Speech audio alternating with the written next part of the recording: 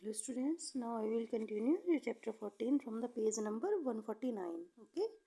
And the heading is chemical effect of electric current. Electric current passes through a solution of chemical, breaks it into its constituent. Electric current जब किसी solution में, किसी घोल में, किसी villain में पास होती है, गुजरती है, तो क्या होती है, जो ये डिवाइड हो जाता है इसके कॉन्स्टिट्यूएंट में। कॉन्स्टिट्यूएंट यानी कि इसके हिस्सों में। एग्जाम्पल के लिए water on passing electric current, water में जब हम इलेक्ट्रिक करंट पास करते हैं तो क्या होता है, वाटर किस में डिवाइड हो जाता है, ऑक्सीजन में और हाइड्रोजन में। Separation of constituent under the action of N electric current is called electrolysis. अब देखिए क्या है, सेपरेशन यानी कि अलग होना कॉन्स्टिट्यूएंट का, उसके हिस्सों का। जब हम किसी भी सॉल्यूशन में हम इलेक्ट्रिक करंट पास करते हैं तो उसका उसके हिस्सों में डिवाइड होना ही क्या कहलाता है, इलेक्ट्रोलिसिस। इलेक्ट्रोलिसिस को हम और क्या बोलते हैं हिंदी में, विद्युत अपघटन। Okay, now the next paragraph. Liquid solution such as salt and acid solution which are good conductor of electricity are called electrolytes. अब ऐसे लिक्विड सॉल्यूशन, ऐसे तरल घोल जैसे कि सॉल्ट और एसिड सॉल्यूशन जो कि अच्छे चालक हैं इलेक्ट्रिसिटी के, विद्युत के, इन्हें हम क्या बोलते हैं, इलेक्ट्रोलाइट, अपघटक, विद्युत अपघटक। When an electric current is pass through an electrolyte, जब कोई एक इलेक्ट्रिक करंट, विद्युत धारा पास होती है, गुजरती है इलेक्ट्रोलाइट से, the constituent positive ion and attractive towards the negative electrode and deposited there.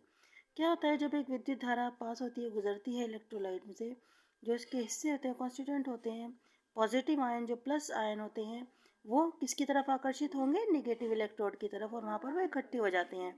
ये जो इफेक्ट है करंट का, इसका यूज़ हम लोग किस में करते हैं, जब हम मेटल पर किसी मटेरियल की थिन कोटिंग लगाते हैं, परत लगाते हैं, पतली परत हम लगाते हैं, तो उस प्रोसेस को हम क्या कहते हैं, इलेक्ट्रोप्लेटिंग।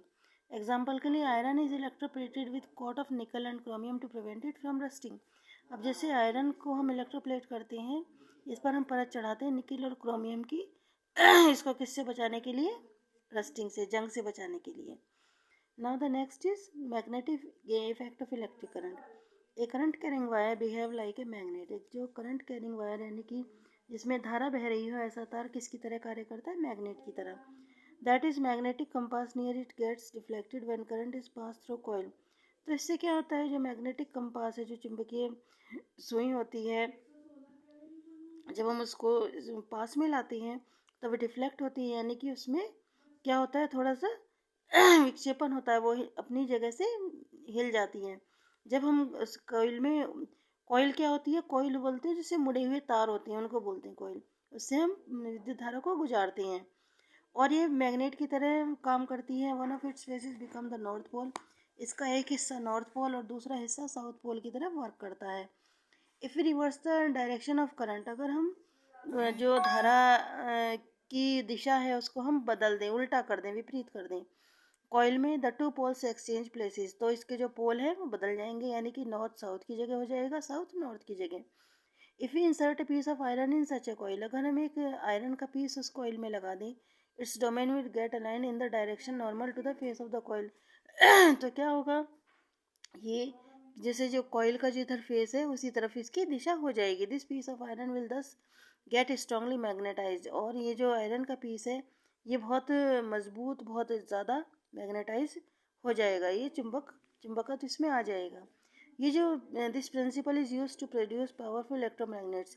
इस सिद्धांत का इस्तेमाल एक शक्तिशाली इलेक्ट्रोमैग्नेट, विद्युत चुंबक बनाने में होता है।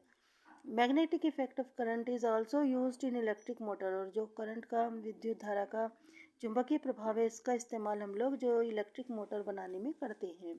To show the magnetic effect of electric current we can perform the following activity. अब इसको दिखाने के लिए हम ये एक्टिविटी आगे करेंगे।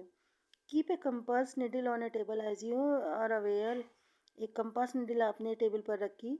It will point in the north south direction, ये इसकी जो दिशा होगी वो नॉर्थ साउथ में डायरेक्शन ये होगी, कंपास निडल ये होती है बेटा। ले कॉपर वायर बीनीथ इट, हमने इसके साथ कॉपर वायर को लगा दिया है। Connect the two end of wire to a battery, हमने जो कॉपर का तार है इसके दोनों हिस्से एक बैटरी से कनेक्ट कर दिए एक स्विच के द्वारा। What do you notice when you put the switch on, जब आप स्विच ऑन करेंगे तो क्या होगा, does the needle get deflected, ये निडल डिफ्लेक्ट होगी, यानी कि इसकी सुई की दिशा में कोई परिवर्तन होगा। स्विच ऑफ द करंट, आप स्विच ऑफ कर देंगे। व्हाट हैपन्स नाउ, क्या होगा, you will notice that the needle deflects when the current is switch on. आप क्या नोटिस करेंगे, निडल डिफ्लेक्ट होती है कब, जब इसमें करंट बहती है and one stage in that position along as the current flows in the wire. और इसके साथ क्या होता है, जो करंट जब फ्लो होती है वायर में तो वो उसी डायरेक्शन में रहती है। When the current is switch off, जब करंट स्विच ऑफ हो जाता है the needle come back to its original north south direction. और जब स्विच ऑफ कर देंगे हम तो निडल में क्या होगा, ये अपनी ओरिजिनल डायरेक्शन में आ जाएगी जो नॉर्थ साउथ में रहती है। In the activity given above, जो ये गिव आपको एक्टिविटी ऊपर बताई गई है, if you reverse the direction of current, अगर आप इसमें धारा की दिशा को बदल देंगे by changing the electric cell connection, इसके इलेक्ट्रिक सेल के कनेक्शन बदलकर, the magnetic needle will get deflected in the opposite direction, जो मैग्नेटिक निडल है, चुंबकीय सुई है, वो विपरीत दिशा में डिफ्लेक्ट होगी, यानी कि वो वहाँ से अपनी दिशा बदल देंगे। Now come on the next page. If you increase the current flowing in the wire by connecting two cells instead of one in the circuit, you will find that the angle of deflection increase. क्या करते हैं, अगर हम current की धारा को हम बढ़ा देते हैं तार में, हम 2 सेल लगाकर 1 सेल की जगह, तो क्या होगा, जो डिफ्लेक्शन है वो बढ़ जाएगा, क्योंकि जब करंट बढ़ेगी तो डिफ्लेक्शन भी बढ़ जाएगा। We know that a compass needle can be deflected only by magnet. हमें पता है जो कंपास निडल है, चुंबकीय सुई है, वो सिर्फ चुंबक के द्वारा ही डिफ्लेक्ट होती है। डिफ्लेक्ट होती है यानी कि अपने स्थान से हिलना। Therefore the activity shows that a current carrying wire acts as a magnet. तो ये एक्टिविटी क्या शो करती है, जो करंट कैरिंग वायर होता है वो मैग्नेट की तरह कार्य करता है। This activity was first performed by Oersted in 1820 to show the magnetic effect of current. ये जो एक्टिविटी है सबसे पहले ऑर्स्टेड एक साइंटिस्ट थे 1820 में, उन्होंने शो की थी, उन्होंने और ये दिखाया था कि जो धारा होती है, विद्युत धारा, उसका चुंबकीय प्रभाव भी होता है। He concluded that a wire carrying an electric current possesses a magnetic field around it.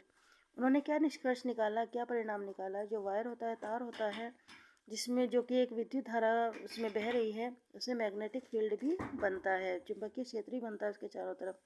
The strength of the magnetic field depends on the strength of the current. जो चुंबकीय क्षेत्र की जो शक्ति है, स्ट्रेंथ है, वो किस पर निर्भर करती है, जो उसमें धारा बह रही है उसकी शक्ति पर। However, the current carrying wire is not strong enough as a magnet to attract an iron nail or a small paper clip. हालांकि क्या है, जो करंट कैरिंग वायर जिसमें कि धारा बह रही है, ऐसा तार इतना स्ट्रांग नहीं होता, इतना स्ट्रांग मैग्नेट की तरह काम नहीं करता कि वो आयरन नेल को, लोहे की कील को या छोटी पेपर क्लिप को अपनी तरफ आकर्षित कर सके। Now thank you.